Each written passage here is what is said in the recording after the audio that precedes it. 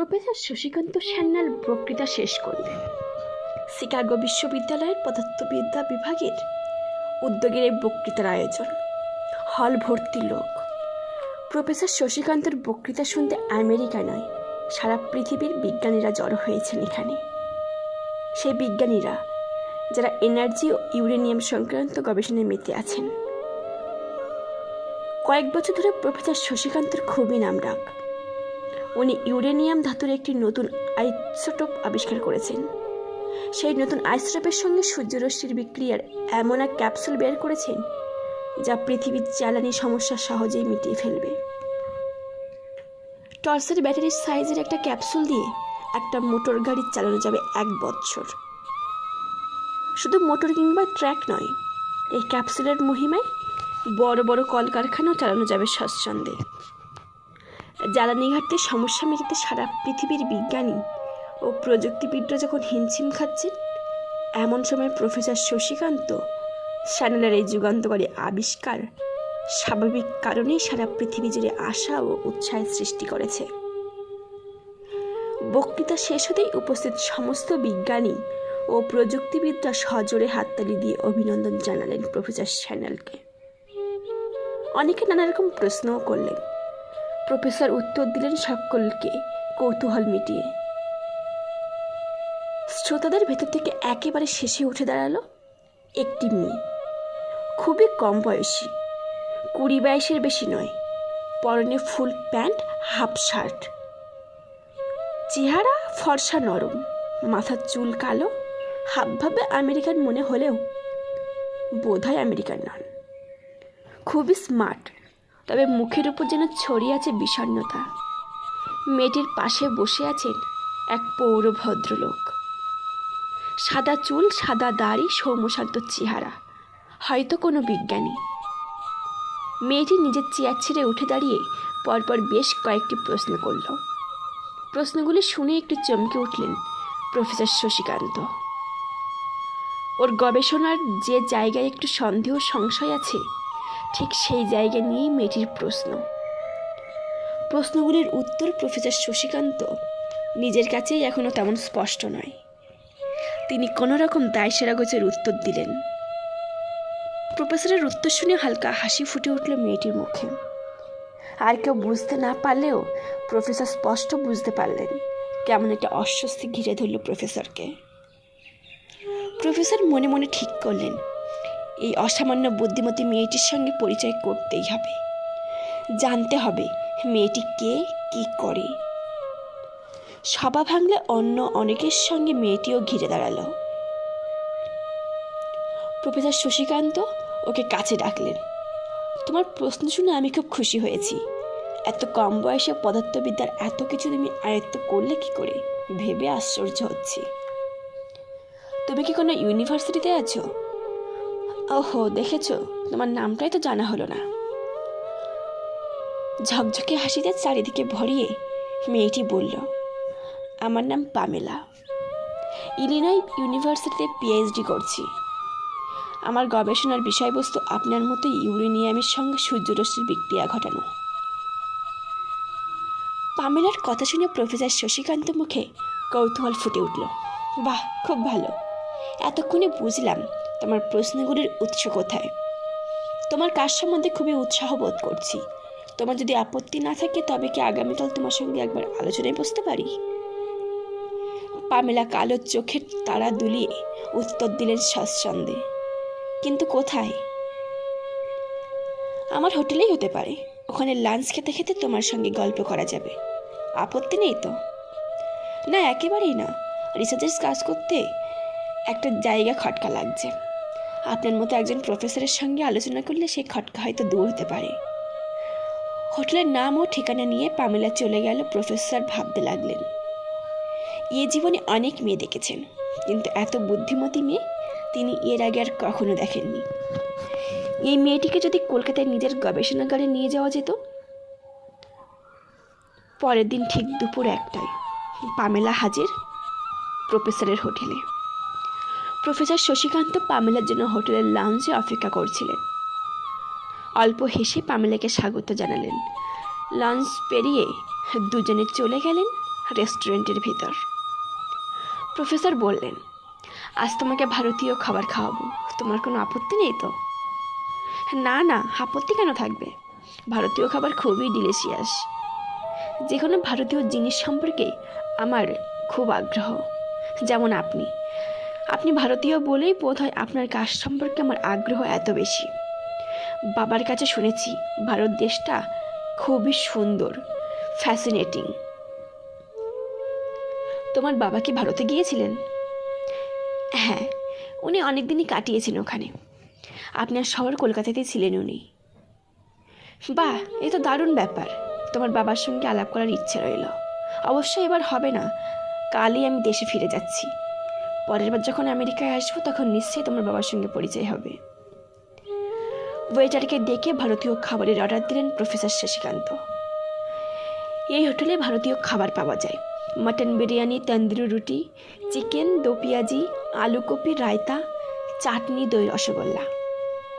খাবার খেতে খেতে নিচু গলায় গবেষণার নানা খুঁটিনাটি বিষয় নিয়ে দুজনের মধ্যে অনেক আলোচনা হলো। পামেলার সঙ্গে আলোচনা করে প্রফেসর শশীকান্ত খুবই খুশি। ভারতীয় খাবারের স্বাদ পেয়ে পামেলাও খুবই পরিতৃপ্ত। খাওয়া দাওয়া সেরে মুখ মুছতে মুছতে হঠাৎ প্রফেসর বললেন, তুমি কি কলকাতায় আসবে?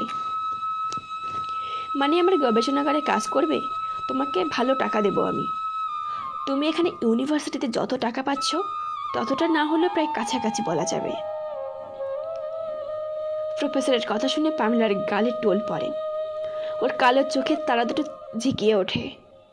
প্রফেসর সাগ্রহে আবার বললেন, চুপ করে থেকো না পামেলা, বলো যাবে কি না? 2-3 মিনিট চুপ করে থাকার পর পামেলা বলল, যাব, তবে টাকার জন্য নয়, নতুন ধরনের কাজের সুযোগের জন্য। তুমি বাঁচালে। তোমার মতো বুদ্ধিমতী মেয়েকে সঙ্গে পেলে আমার গবেষণা অনেক দূর এগিয়ে যাবে। কিন্তু তোমার বাবা আপত্তি করবেন না তো? চোখ বুজে গভীর স্বরে পামেলা বলল, না, বাবা আপত্তি করবেন না। আমার কোনো কাজেই তিনি আপত্তি করেন না কখনো। বাহ, তাহলে তো ভালোই হলো। তা তুমি কবে আমার কাজে যোগ দিচ্ছ? দিন 15-এর মধ্যে। এখানে কিছু কাজকর্ম বাকি আছে, সেগুলো সেরেই কলকাতার পথের বাড়ি দেব। দিন 15 পরে ব্রিটিশ এয়ারওয়েজের টাউস এরোপ্লেনটা যখন দমদম এয়ারপোর্টের টারমাক স্পর্শ করল, তখন ভিজিটার্স গ্যালারিতে দাঁড়িয়ে প্রফেসর শশীকান্ত স্যানাল। ওর পাশে প্রফেসর শশীকান্ত ল্যাবরেটরির আরেক তরুণ গবেষক ডক্টর স্বপ্নদীপ রায়। তরুণ যুবক, বয়স 26-27। উদ্গ্রীব গলায় স্বপ্নদীপ বলল, ওই যে প্রফেসর, যাত্রীরা প্লেন থেকে নামছে। ওর মধ্যে কোনজন পামেলা? মাথা উঁচু করে প্রফেসর দেখতে লাগলেন যাত্রীদের। তারপর হঠাৎ চেঁচিয়ে উঠলেন, ওই যে দেখতে পাচ্ছ, ফর্সা, লম্বা, মাথায় কালো চুল, প্যান্ট শার্ট পরা। ভিড়ের মধ্যে পামেলাকে ঠিক নজর করে উঠতে না পেরে স্বপ্নদীপ বলল, চলুন প্রফেসর, নিচে যাওয়া যাক। হ্যাঁ, তাই চলো। ঘণ্টাখানেকের মধ্যেই কাস্টমার্সের ঝামেলা চুকিয়ে বাইরে বেরিয়ে এলো পামেলা। স্মার্ট, আত্মবিশ্বাসে উজ্জ্বল পামেলা। প্রফেসর শশীকান্ত হেসে বললেন, ওয়েলকাম টু ক্যালকাতা। এসো, তোমার সঙ্গে পরিচয় করিয়ে দিই। ডক্টর স্বপ্নদীপ রায়, আমার ল্যাবরেটরিতে রিসার্চ অফিসার। আর এ হলো পামেলা, এর কথা তোমাকে আগেই বলেছি। পামেলা হাত বাড়িয়ে দিল করমর্দনের জন্য। একটা লাল রঙের মারুতিতে চেপে ওরা রওনা হলো প্রফেসর শশীকান্তর ল্যাবরেটরির দিকে। প্রফেসর শশীকান্ত ল্যাবরেটরি এয়ারপোর্ট থেকে খুব একটা দূরে নয়। ভিআইপি রোড দিয়ে এসে ফুলবাগান থেকে খানিকটা এগিয়ে বাদিকে ঘুরে বেলেঘাটা লেকের পাশে একটা বাগান বাড়ির মধ্যে প্রফেসরের ল্যাবরেটরি বা এনার্জি কমপ্লেক্স। বাগানের মধ্যে দুটো বাড়ি, একটা থাকার জন্য আর একটা ল্যাবরেটরি। ল্যাবরেটরি রুমটা খুব বড়, 4 তলা, আর থাকবার জন্য যে ঘরটা সেটা 2 তলা। গাড়ি থামলে ওরা 3 জন গাড়ি থেকে নামলো। গাড়ির পেছন থেকে পামেলা নিজের মালপত্র নামাতে গেলে প্রফেসর বললেন, না না পামেলা, ওগুলো তোমার নামাবার দরকার নেই। ড্রাইভার সেলিমই ওগুলো তোমার ঘরে গুছিয়ে রাখবে। তারপর বলো, জায়গাটা তোমার পছন্দ হচ্ছে তো? গাড়ি থেকে নেমে চারিদিকে তাকালো পামেলা। স্বীকার করতেই হবে, জায়গাটা বেশ সুন্দর। একটু দূরে রাস্তার উপরে বেলেঘাটা লেক। ওদিক থেকে ঠান্ডা হাওয়া আসছে। এই বাগান বাড়িটাও খুব সুন্দর। প্রায় 1 বিঘের মতো জমি। সেই জমিতে কত রকম যে গাছ, দেখলে চোখ জুড়িয়ে যায়। নানা ফলের গাছ, ফুলের গাছ, সব মিলিয়ে জায়গাটা স্বপ্নময়, মনোরম। আকাশের দিকে তাকিয়ে পামেলা দেখল শরতের ঘন আকাশ, তাতে সাদা মেঘের ভেলা। ওর মনটা খুশি হয়ে উঠল। এই খুশির মধ্যে ওর মনে পড়ল বাবা মায়ের কথা। এত দূর ইন্ডিয়াতে পাঠিয়ে না জানি ওদের কত চিন্তাই না হচ্ছে। এখন তো ওখানে রাত্রির ঘুমাবার সময়, কিন্তু ঘুম হচ্ছে কি না কে জানে। স্বপ্নদীপ ডাকলো, এসো পামেলা, বাগানের মধ্যে দাঁড়িয়ে কি চিন্তা করছো? তোমার ঘরটা দেখে নাও। স্বপ্নদীপের কথায় পামেলার চিন্তার জাল ছেড়ে গেল। ও ধীরে ধীরে স্বপ্নদীপের পেছন পেছন এগোল। স্বপ্নদীপের আগে সেলিম চলেছে পামেলার সুটকেস নিয়ে। প্রফেসর শশীকান্ত বোধহয় অন্য কোনো দিকে গেছেন। দোতলার কোণার দিকের একটা ঘরে পামেলার থাকবার বন্দোবস্ত হয়েছে। ঘরটা মাঝারি সাইজের, একটা খাট, একটা টেবিল, 2টো চেয়ার, তাছাড়া ছোপা সেটও রয়েছে। সঙ্গে অ্যাটাচ বাথ, ঘরের সামনে লম্বা বারান্দা। পামেলা স্বপ্নদীপের দিকে তাকিয়ে বলল, এই যে দেখছি রাজস্বিক আয়োজন। স্বপ্নদীপ কিছু না বলে শুধু হাসল। পামেলা জানলার কাছে দাঁড়াতেই ওর চোখে পড়ল অদূরেই বেলেঘাটা লেকের সবুজ থিরথিরে জল। একপাশে একটা উঁচু মাটির ঢিপি, দুপাশে প্রচুর গাছগাছালি। এই যে পামেলা, ঘরটা তোমার পছন্দ হয়েছে তো? পেছন ফিরে পামেলা দেখল প্রফেসর শশীকান্ত খুশির গলায়। পামেলা বলে, হ্যাঁ, খুব পছন্দ হয়েছে। ইন্ডিয়া জায়গাটা যে এত সুন্দর তা জানতাম না। আপনার ল্যাবরেটরিতে সারাদিন কাজ করব, তারপর এই জানালার কাছে বসেই সন্ধ্যাবেলাটা কাটিয়ে দেব। এভাবে দেখতে দেখতে 1 বছর কেটে যাবে। না না, তা কেন? সন্ধেবেলা ঘরে বসে থাকবে কেন? আমার এই এনার্জি কমপ্লেক্সের 2টো গাড়ি আছে। অবসর সময় তারই একখানে নিয়ে ঘুরে বেড়াও, কেউ আপত্তি করবে না। মাঝে মাঝে তোমার সঙ্গে আমরাও যেতে পারি। পামেলা কৃতজ্ঞ গলায় বলল, সব কিছুর জন্য আপনাকে ধন্যবাদ। এখানে আসবার ব্যাপারে আমার মায়ের কিছুটা আপত্তি ছিল, কিন্তু দেখছি এখানে এসে ভুল করিনি। প্রফেসর স্যানেল বললেন, না না, মোটেই ভুল করনি। শুধু থাকা নয়, আমার ল্যাবরেটরিতে কাজ করতে তুমি এত আনন্দ পাবে যা আগে কখনো পাওনি। এ ধরনের গবেষণার জন্য এমন আধুনিক ল্যাবরেটরি তো আর কোথাও নেই। আমি শুধু আমেরিকা নয়, পশ্চিম জার্মানি, ফ্রান্স, ইংল্যান্ড ঘুরে এসেছি। ওখানে কোথাও এরকম কাজ হচ্ছে না। আমার ল্যাবরেটরিতে এ কাজে একেম দ্বিতীয়ম। কি পামেলা, এই কথাটার মানে বুঝতে পারলে কি? মৃদু হেসে পামেলা বলল, হ্যাঁ, বুঝতে পেরেছি। আমার বাবার কাছ থেকে অল্প অল্প সংস্কৃতও শিখেছি তো। অবাক হয়ে প্রফেসর বললেন, সে কি, তোমার বাবা সংস্কৃতও জানেন নাকি? সেলিম ঘরে ঢুকে বলল, প্রফেসর, বাবুর্চি বলল খাবার তৈরি হয়ে গেছে, খাবার দিয়ে দেবে কি? প্রফেসর পামেলার দিকে তাকিয়ে বললেন, স্নান টান করে রেডি হয়ে নিচে ডাইনিং হলে চলে এসো, দেরি করো না। দুপুরে খাওয়া দাওয়ার পর কিছুটা বিশ্রাম করেই সবাই মিলে প্রফেসরের ল্যাবরেটরি দেখতে যাওয়া হলো। ল্যাবরেটরিতে ঢুকবার মুখে বিরাট লোহার গ্রিলের দরজা, দরজায় তালা দেওয়া, বাইরে 2জন রক্ষী। প্রফেসরের নির্দেশে একজন রক্ষী চাবি দিয়ে দরজা খুলে দিল। ওরা ভেতরে ঢুকে গেল, আবার দরজায় তালা পড়ল। 1তলার করিডোর দিয়ে খানিকটা এগোতেই একটা লিফট। লিফটের উল্টো দিকে বিরাট হলঘর। দরজার ফাঁক দিয়ে চোখে পড়ে বিশাল আকারের সব যন্ত্রপাতি। যন্ত্রপাতিগুলি বোধহয় এখন বন্ধ, কোনো রকম আওয়াজ হচ্ছে না।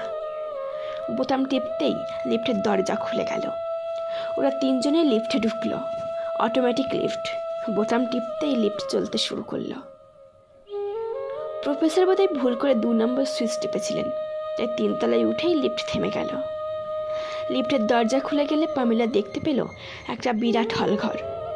সেখানে বিরাট বিরাট কাঠের বাক্স, বাক্সের গায়ে বিভিন্ন দেশের নাম লেখা। পামেলা অবাক হয়ে জিজ্ঞেস করল, এই কাঠের বাক্সগুলি কি?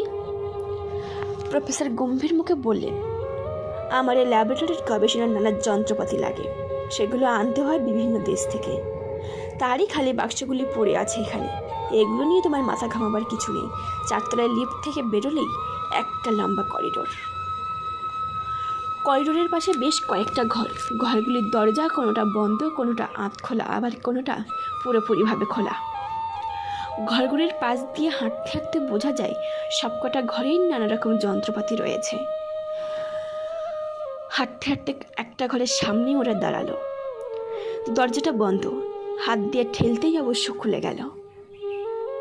প্রফেসর বললেন, এটা তোমার কাজ করবার ঘর পামেলা।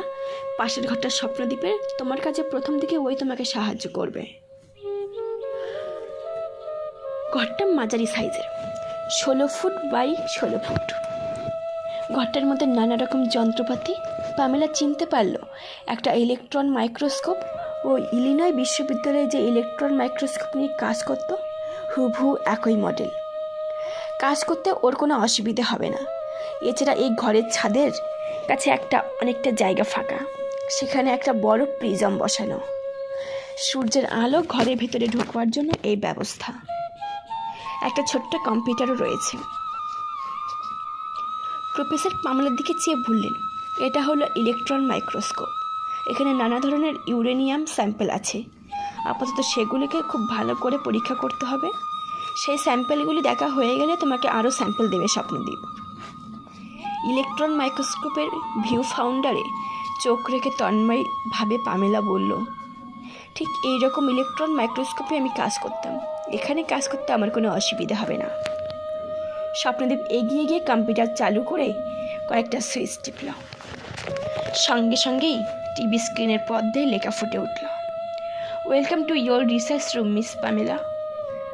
ওই লেখা পড়ে পামেলা খুব হাসল। বাহ স্বপ্নদ্বীপ, তোমার কম্পিউটার তো খুব ভদ্র, শিষ্টাচার জানে ভালোই। স্বপ্নদ্বীপ বলল, শুধু কম্পিউটার নয়, এই গবেষণাগারে সবাই শিষ্টাচার জানে ভালোই। তোমার কি সন্দেহ আছে? পাশের ঘরটা স্বপ্নদ্বীপের। ওই ঘরে একটা বিরাট কম্পিউটার। সেই কম্পিউটারে কাজ বোঝাতে বোঝাতেই বলল স্বপ্নদ্বীপ, এই কম্পিউটারের কাজ যে কোনো ইউরেনিয়াম স্যাম্পেলের রাসায়নিক উপাদান সঠিকভাবে বলা। স্যাম্পেলের মধ্যে যে কোনো মৌলিক পদার্থ তা সে যতই কম থাকুক না কেন, এই কম্পিউটার তা সঠিকভাবেই বলে দেবে। খুশি খুশি গলায় পামেলা বলল, বাহ দারুণ তো প্রফেসর, আপনার এখানকার সব যন্ত্রপাতি খুবই আধুনিক। কিন্তু একটা ব্যাপার, আপনার এখানে সিকিউরিটি দেখছি খুবই কড়া। আমাদের কি প্রতিদিন এভাবেই গবেষণাগারে ঢুকতে হবে? ক্ষণিকের জন্য মুখ কঠিন হয়ে গেল প্রফেসরের। তারপর পরের মুহূর্তেই মুখে হাসি ফুটিয়ে বললেন, না না, এতে তোমার কোনো অসুবিধা হবে না। গেটের রক্ষী তোমাদের দরজা খুলে দেবে প্রয়োজন মতো। তবে আমরা যে ধরনের গবেষণায় লিপ্ত আছি তার জন্য বোধহয় কিছুটা গোপনীয়তা প্রয়োজন। গবেষণার ফলাফল আজে বাজে লোকের হাতে পড়লে সর্বনাশ হয়ে যেতে পারে। ঠিক আছে, আজ আর নয়, এবার গিয়ে বিশ্রাম নাও। রাতে তোমার অনারে একটা ডিনার পার্টির আয়োজন হয়েছে। শহরের কয়েকজন গণ্যমান্য মানুষ সেখানে নিমন্ত্রণ করেছি। ওরা তিনজন লিফটে চেপে নিচে নেমে গেল। মেন গেটে তালা লাগানো। রক্ষীদের একজন তালা খুলে দিলে ওরা তিনজনে বাইরে বেরিয়ে এলো। পামেলা মনে মনে ভাবল, প্রফেসরকে যতটা সিধেসাদা মনে করেছিলাম, দেখছি উনি মোটেও তা নন। খুবই হুঁশিয়ার মানুষ। বাইরে লনে বেরিয়ে একটা স্কুটারে চেপে বসলো স্বপ্নদ্বীপ। পামেলা জিজ্ঞেস করলো, তুমি আবার কোথায় যাচ্ছ? একটু বাড়ি থেকে ঘুরে আসছি, আবার সন্ধ্যা নাগাদ ফিরে আসছি। সে কি, তুমি এখানে থাকো না? না, আমার বাড়ি সল্টলেকে। পামেলা মনে মনে হিসেব করলো, তার মানে এই বাড়ির বাসিন্দাদের মধ্যে রয়েছে প্রফেসর নিজে, সেলিম ও আরও একজন ড্রাইভার, 2-3 জন রক্ষী ও বাবুর্চি। এই নিয়েই প্রফেসর শশীকান্তর সংসার। আজ থেকে এই সংসারে যুক্ত হলো আরেকটি নাম, মিস পামেলা। অবশ্য পামেলা নিজে কতদিন এখানে থাকবে তা নিজেই জানে না। তবে নিজের বিশাল কাজ শেষ করতে যতদিন লাগে তার চেয়ে একদিনও বেশি নয়। রাত্রিতে বিছানায় শুয়ে নানা রকম কথা চিন্তা করছিল পামেলা। আজ সন্ধেবেলার পার্টিটা খুব জাঁকজমকের হলেও তেমন ভালো লাগেনি ওর। কেবল স্বপ্নদ্বীপ ছাড়া শুধুই বুড়ো মানুষের ভিড়। 2-3 জন মহিলাও এসেছিলেন অবশ্য, কিন্তু ওদের সঙ্গে তেমন ভাব জমল না। বয়স ছাড়াও চিন্তার তফাৎ খুবই বেশি। ফলে দায়ছেড়া গোছের কিছু হালকা আলাপ হলো। তাছাড়া সকলেই একটা প্রশ্ন, আমেরিকার মতো সমৃদ্ধ দেশ থেকে এত দূরের দেশ ভারতবর্ষে ওর মতো আধুনিক মেয়ে কাজ করতে এলো কেন? যে উদ্দেশ্য নিয়ে পামেলা এদেশে এসেছে তাও কাউকেই বলবে না, বলতে পারবে না। জানে না ওর সেই উদ্দেশ্য সফল হবে কি না। এ কাজ যে ওকে সাহায্য করতে পারে সে হলো স্বপ্নদীপ। শুধু স্বপ্নদীপকে বুঝতে আরও কিছুদিন সময় লাগবে। দিন 15 পরের কথা, প্রায় রাত 12:30, কিন্তু ঘুম আসছে না। ঘুম না আসায় দরজা খুলে বাইরের টানা বারান্দায় এলো পামেলা। এই বাড়িটার দোতলায় 3টে ঘর, তার মধ্যে দুপ্রান্তে 2টো ঘরে আছে প্রফেসর শশীকান্ত ও পামেলা। মাঝখানে বিরাট ড্রয়িং রুম, নিচে ড্রাইভার, দারোয়ান, বাবুর্চি ও রক্ষীরা থাকে। সকলের ঘরের আলোই নেভানো, কেবল বাগানের মেন গেটে আলো জ্বলছে। গেটের কাছে প্রতিদিনের মতো টুল নিয়ে বসে আছে দারোয়ান। প্রফেসর শশীকান্তর এখানে পাহারা দেওয়ার ব্যাপারে এত কড়াকড়ি কেন? শশীকান্ত কি কাউকে ভয় পায়? তবে কি বাবা যা বলেছেন তাই সত্যি? এই 15 দিনেও প্রফেসরকে ঠিক বুঝতে পারল না পামেলা। কখনো মনে হয় ওর মতো ভালো মানুষ হয় না, আবার কখনো মনে হয় এরকম নিষ্ঠুর মানুষ পামেলা আগে কখনো দেখেনি। লেকের দিক থেকে ঠান্ডা হাওয়া বইছে, অল্প শীত করছে। ঘর থেকে চাদরটা নেবার জন্য আবার ঘরে ঢুকলো পামেলা। এমন সময় হঠাৎ ট্রাকের আওয়াজ। জানলার ফাঁক দিয়ে পামেলার চোখে পড়ল ট্রাকটা এসে থামলো এই বাড়ির সামনে। দারোয়ান উঠে গেটের দরজা খুলে দিল। তারপর ট্রাকটা একেবারে ভিতরে ঢুকে চলে গেল গবেষণার সামনে। ট্রাক থেকে ঝটপট নেমে এলো 3-4 জন লোক। দারোয়ান দরজার তালা খুলে দিলে ভেতরে ঢুকে গেল ওরা। ঘরের অন্ধকারের মধ্যে দাঁড়িয়ে সব কিছু স্পষ্ট দেখতে পাচ্ছে পামেলা। লোকগুলো ভেতর থেকে কতগুলি বড় বড় কাঠের বাক্স নামিয়ে নিয়ে এলো এক এক করে। পামেলা অবাক হয়ে দেখল এগুলো সেই বাক্স যাও প্রথম দিন দেখেছিল। এই বাক্সগুলির মধ্যে কি আছে? কোথায় যাচ্ছে এসব বাক্স? এত রাতেই বা নিয়ে যাচ্ছে কেন? তবে কি এর মধ্যে কোনো নিষিদ্ধ জিনিস আছে? পামেলা হঠাৎ করে দেখতে পেল প্রফেসর শশীকান্ত নিজের ট্র্যাকের সামনে দাঁড়িয়ে ড্রাইভারের সঙ্গে কথা বলছেন। অবাক কাণ্ড! এত রাতে কি কথা? কোনো গোপন লেনদেনের কথা নাকি?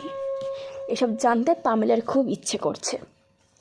এতদিন যে সন্দেহ পামেলার মনে ছিল তাই বোধহয় সত্যি। কিন্তু আসল কথা জানবার উপায় কি?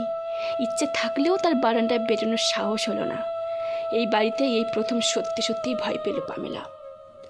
বিছানায় শুয়ে 7 পাঁচ ভাবতে ভাবতেই ঘুমিয়ে পড়ল এক সময়।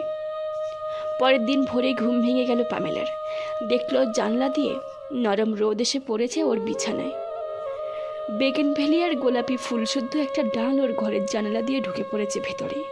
2টো চড়ুই পাখিও বাইরে থেকে উড়ে এসে বারবার ঢুকছে আর বেরোচ্ছে। কাল রাত্রিতে ওর ঘুমটা ভালো হয়নি, তাই শরীরটা এখনও ক্লান্ত। কিন্তু ভোরের আলো ও ফুল পাখি দেখে ওর ক্লান্তি হঠাৎ কোথায় উবে গেল। দরজার কলিং বেলটা বাজছে, বোধহয় প্রফেসর শশীকান্ত কিংবা ওর কোনো লোক। একটু বেজান মুখে দরজা খুলে দেখল স্বপ্নদীপ দাঁড়িয়ে। এ কি তুমি? এখনও তো 10টা বাজেনি। ল্যাবরেটরির কাজ শুরু হতে তো অনেক সময় বাকি। হ্যাঁ, ল্যাবরেটরির কাজে এখন আসেনি। আমি এসেছি তোমাকে নিমন্ত্রণ করতে। আজ রাতে আমার বাড়িতে তোমার নিমন্ত্রণ। আমার বাবা মা আর ছোটো বোন বিশেষ করে বলে দিয়েছে আজ রাতে অন্য কোনো প্রোগ্রাম আর রেখো না। কোনো আপত্তি নেই তো?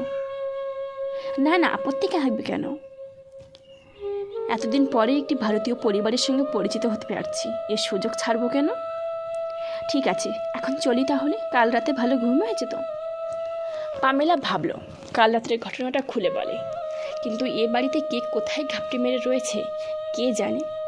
আজ রাতে স্বপ্নদীপের বাড়িতে সময় পাওয়া যাবে, তখন বললেই চলবে। তাই পামেলা হালকাভাবে ঘাড় নাড়ে।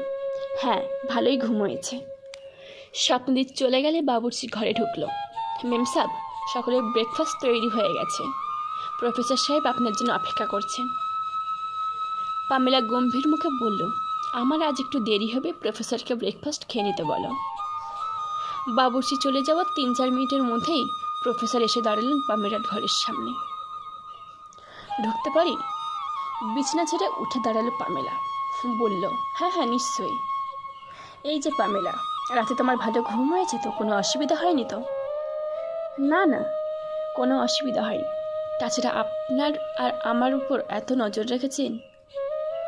প্রফেসর বললেন, বুঝলে পামেলা, আজ আমি দিন দুয়েকের জন্য বোম্বে যাচ্ছি। হঠাৎ যেতে হচ্ছে। আমি সব বলে যাচ্ছি, তোমার গাড়ির দরকার হলে সেলিমকে বললো, কোনো অসুবিধা হবে না। নিচে চলো, ব্রেকফাস্ট খেতে খেতে আরও কিছু আলোচনা করা যাবে। নিচে ডাইনিং হলে ব্রেকফাস্ট খেতে খেতে প্রফেসর শশীকান্ত ল্যাবরেটরির কাজকর্ম সম্বন্ধে কিছু জরুরি কথা বললেন। পামেলা সংকুচিত গলায় বলল, আমার বাবা একবার ট্রাঙ্কল করতে হবে, সেটা করতে পারবো কি? হ্যাঁ নিশ্চয়ই, তুমি তো জানোই তোমার পাশের ঘরের টেলিফোন থেকেই এসটিডি করতে পারো, নয়তো ট্রাঙ্কলও বুক করতে পারো। শুধু পাশে রাখা খাতায় ট্রাঙ্কলের কথাটা রেখে রেখো। বুঝতে পারছি আমেরিকা থেকে এসে তোমার মন উতলা হয়ে উঠেছে, তা একটু উতলা তো হবেই, সেটাই স্বাভাবিক। ব্রেকফাস্ট খেয়ে প্রফেসর শশীকান্ত এয়ারপোর্ট চলে গেলে নিজের ঘরে ফিরে এলো পামেলা। এখন এ বাড়িতে ও স্বাধীন। যে উদ্দেশ্য নিয়ে ও এ বাড়িতে এসেছে সে কাজটা ও বোধহয় নিশ্চিন্তে করতে পারবে। প্রথমে প্রফেসর শশীকান্তর এনার্জি কমপ্লেক্সের একটা প্ল্যান এঁকে ফেলতে হবে। এখানে কি কি কাজ হয়, কি কি জিনিস তৈরি হয়, আর একটা ফর্দ তৈরি করতে হবে। কারা সেসব জিনিস কিনে কোন দেশে পাচার হয় তার হিসেবেও লিখে ফেলতে হবে। কিন্তু স্বপ্নদীপ কি প্রফেসর শশীকান্তর এসব অন্যায় কাজের সঙ্গে জড়িত, নাকি শুধু গবেষণার কাজটুকুই করে? প্রফেসর শশীকান্ত যে অন্যায় কাজের সঙ্গে জড়িত তা নিয়ে পামেলা এখনও নিশ্চিত নন। 10 নাগাদ স্বপ্নদীপ এলো। পামেলাও রেডি হয়েই ছিল। ওরা দুজনে মিলে গবেষণাগারের দিকে এগোলো। গবেষণার দরজার আগের মতোই তালা লাগানো ছিল। ওরা দুজনে যাওয়া মাত্রই দরজা খুলে দিল রক্ষী। লিফটে চড়ে পামেলা বলল, চলো আজ 2তলা 3তলার ঘরগুলো দেখি। ওখানে কি কাজ হচ্ছে তা জানতে বড় ইচ্ছে করছে স্বপ্নদীপ। দুঃখিত বলে স্বপ্নদীপ বলল, সেটা সম্ভব নয় পামেলা। প্রফেসরের এই এনার্জি কমপ্লেক্সে যাতে যতটুকু কাজ দেওয়া হয়েছে সে ঠিক ততটুকুই করবে, তার বেশি জানবার অধিকার তার নেই। আমিও তাই বেশি কিছু জানবার চেষ্টা করি না, কিন্তু একজন বিজ্ঞান হিসেবে এনার্জি কমপ্লেক্সে কী ঘটছে তা জানতে চাইবার মধ্যে অপরাধ কোথায়? না, তাতে কোনো অপরাধ নেই।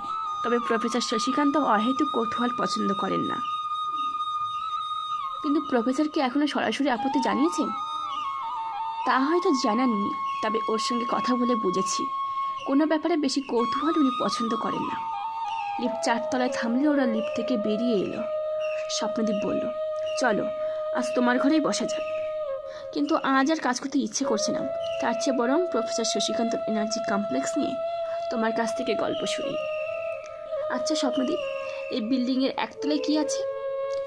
1তলা 2তলা মিলে রয়েছে এক বিশেষ ধরনের পারমাণবিক চুল্লি, যার সঙ্গে লাগোয়া ম্যানুফ্যাকচারিং ইউনিট। এই ইউনিটগুলির অটোমেটিক চালাবার জন্য 2জন লোকই যথেষ্ট। এখান থেকে তৈরি হচ্ছে বিশেষ ধরনের এনার্জি ক্যাপসুল, যার কথা তুমি হয়তো প্রফেসরের মুখ থেকে আগে শুনেছ। হ্যাঁ শুনেছি, শিকাগো বিশ্ববিদ্যালয়ে বক্তৃতা দেওয়ার সময় এই এনার্জি ক্যাপসুলের কথাই বলেছিলেন প্রফেসর। আচ্ছা স্বপ্নদীপ, তুমি কি জানো এই এনার্জি ক্যাপসুল কাদের কাছে বিক্রি করেন প্রফেসর?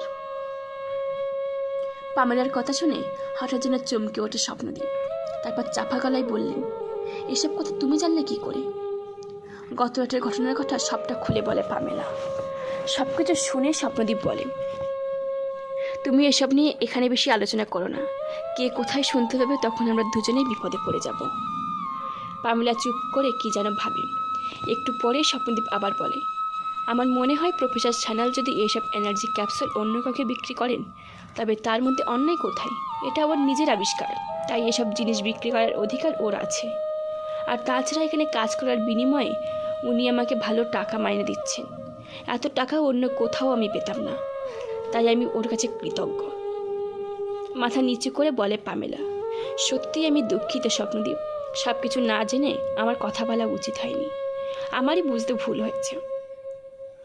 ঘরের ইন্টারকম টেলিফোন তুলে স্বপ্নদীপ বলে, বাবুর্চি আমাদের জন্য 2 কাপ কফি পাঠিয়ে দেবে। মিনিট 10-এর মধ্যেই কফি এসে যায়। এসো পামেলা, কফি খেয়ে আমাদের কাজ শুরু করা যাক। হ্যাঁ তাই ভালো। কফি খাওয়া শেষ করে স্বপ্নদীপ ও পামেলা দুজনেই হাতে গ্লাভস পরে নেয়।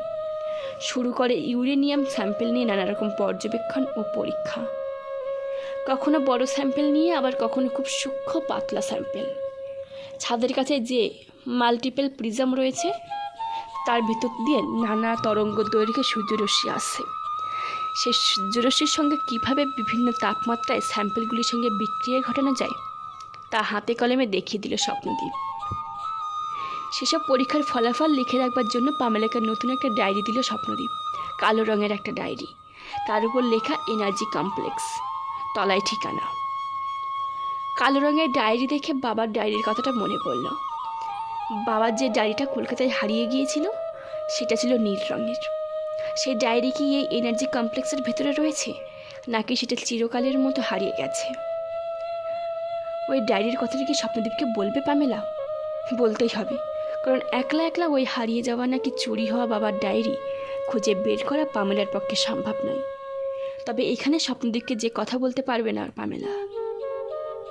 সন্ধ্যাবেলা বাবার সঙ্গে ট্র্যাঙ্ক কলে যখন কথা বলছে, এমন সময় সেলিম এসে পামেলার সামনে দাঁড়ালো। মেম সাহেব, স্বপ্নদীপ সাহেবের বাড়ি কখন যাবেন? এখন নাকি? না, এখন নয়, আধ ঘন্টা পরে। পামেলার গলার স্বরে বিরক্তি ঝরে পড়ে। সেলিম সিঁড়ি দিয়ে নিচে নেমে গেলে পামেলার বাবার সঙ্গে জরুরি কয়েকটা কথা বলল। এর আগের দিন টেলিগ্রাফ অফিস থেকে কথা বলেছে, কোনো ঝামেলা হয়নি। কথাবার্তা বলল পুরোপুরি ফ্রেঞ্চ ভাষাতে, যাতে এ বাড়ির কেউ কোনো কথা বুঝতে না পারে। বাবার সঙ্গে কথা বলে জানা গেছে বাবার হারিয়ে যাওয়া সেই ডায়েরি বাবাকে বলা হয়ে গেছে অনেক কিছু। লাল মারুতিতে চেপে পামেলা যখন সল্টলেক স্বপ্নদীপের বাড়ি পৌঁছালো তখন প্রায় রাত 8টা। স্বপ্নদীপের বাড়ি গেটের কাছে পামেলাকে নামিয়ে দিয়ে ফিরে গেল সেলিম।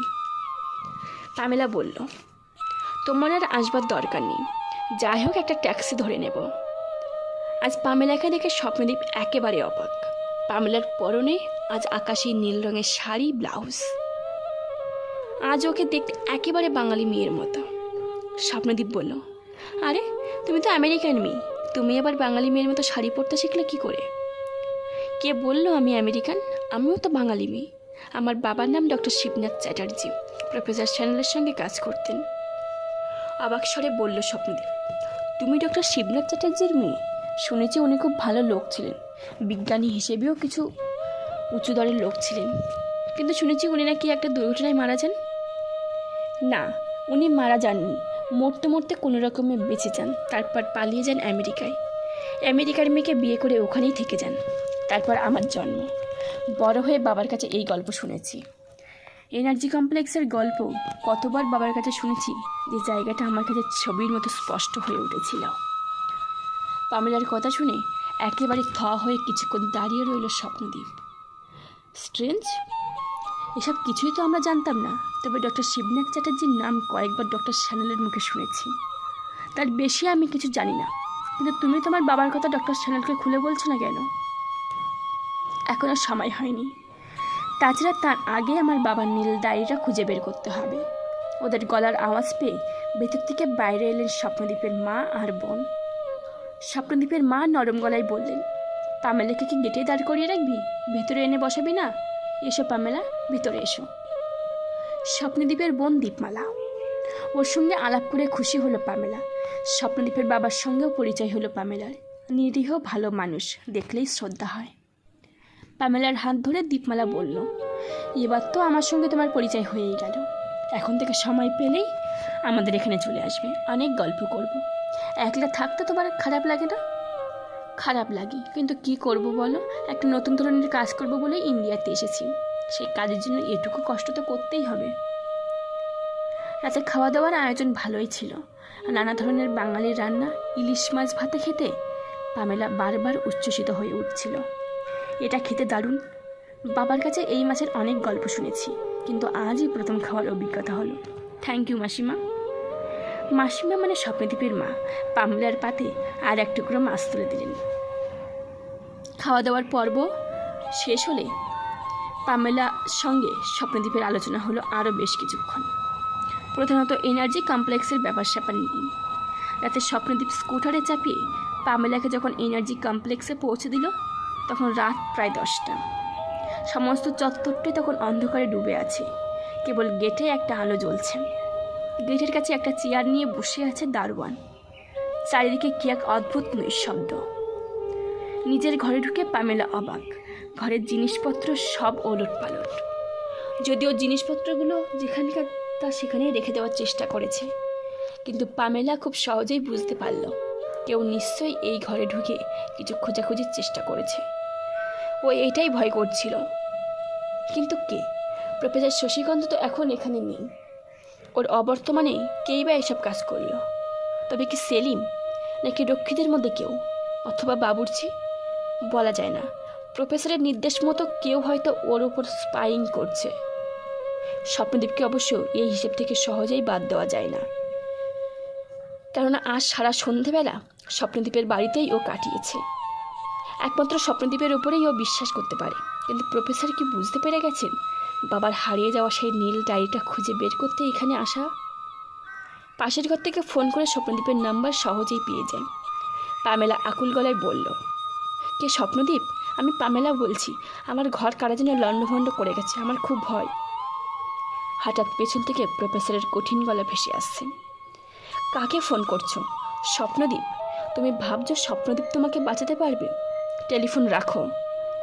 প্রফেসর শশীকান্ত প্রায় ছুটে এসে টেলিফোনের লাইন কেটে দিলেন। পামেলা অবাক গলায় বললেন, আপনি এখানে? তবে যে বলে গেলেন বোম্বে যাচ্ছেন? ব্যঙ্গের স্বরে প্রফেসর বলে উঠল, ও, আমি বোম্বে যাচ্ছি বলে এই সুযোগে আমার ঘরে ঢুকে তুমি চুরি করবে? চুরি? আপনার ঘরে ঢুকে আমি কিছু চুরি করিনি।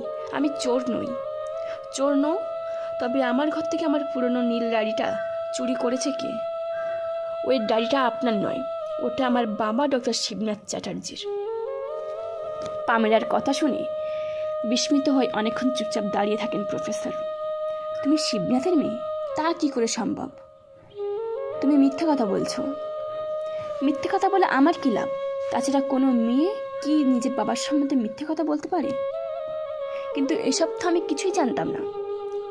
আপনি ভেবেছিলেন ডক্টর শিবনাথ চ্যাটার্জি আর পৃথিবীতে নেই, কারণ আমার বাবাকে খুন করার জন্য যে লোককে আপনি মোতায়েন করেছিলেন, সেই লোকটি আমার বাবাকে খুন না করে কোথাও পালিয়ে যেতে বলে।